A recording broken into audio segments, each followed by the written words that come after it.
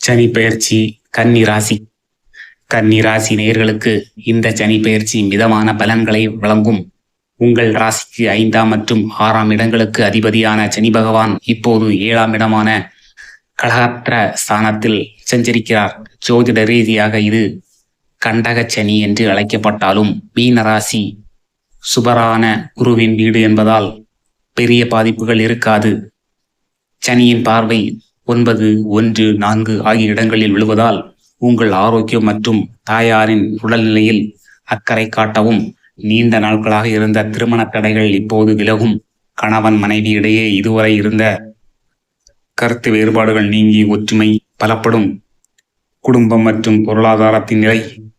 குடும்ப வாழ்க்கையில் மகிழ்ச்சி திரும்பும். பிரிந்திருந்த தம்பதிகள் ஒன்று சேரும் நிலைமை வரும்.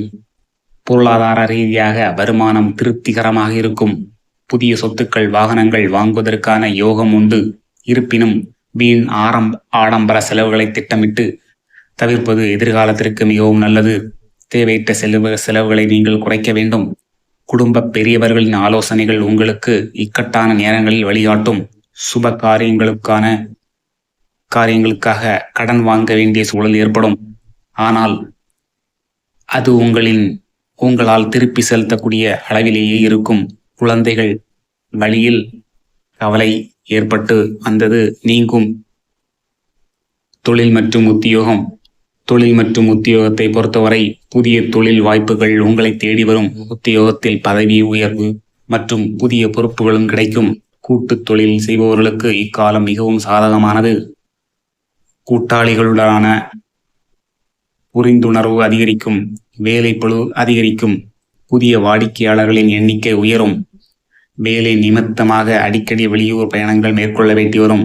அவை உங்களுக்கு அனுகூலத்தை தரும். வியாபாரத்தில் புதிய யுக்திகளை சரியாக திட்டமிட்டு கையாளுவதன் மூலம் எதிர்ப்புகளை நீங்கள் முறியடிக்கலாம். கல்வி மற்றும் கலைத்துறையினர். கல்வியில் மாணவர்கள் சிறப்பாக முன்னேற்றம் காண்பார்கள். குறிப்பாக போட்டித் தேர்வுகளுக்கு தயாராகி கொண்டிருப்பவர்களுக்கு நல்ல செய்தி கிடைக்கும். கலைத்துறையினர்களுக்கு புகழும் கௌரவமும் கூடும். புதிய வாய்ப்புகள் மூலம் உங்கள் கலைத்திறனை நிரூபிக்கும் வாய்ப்பு கிடைக்கும். பொது வாழ்வில் இருப்பவர்களுக்கு புதிய பொறுப்புகள் மற்றும் பதவிகள் கிடைக்கும்.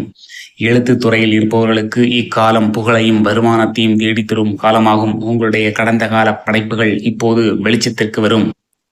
பரிகாரங்கள். நீங்கள் செய்ய வேண்டியது: கன்னி ராசினர் மகாலட்சுமி அம்பிகை வழிபாடு செய்வது பொருளாதார மேன்மைக்கு வழிவகுக்கும்.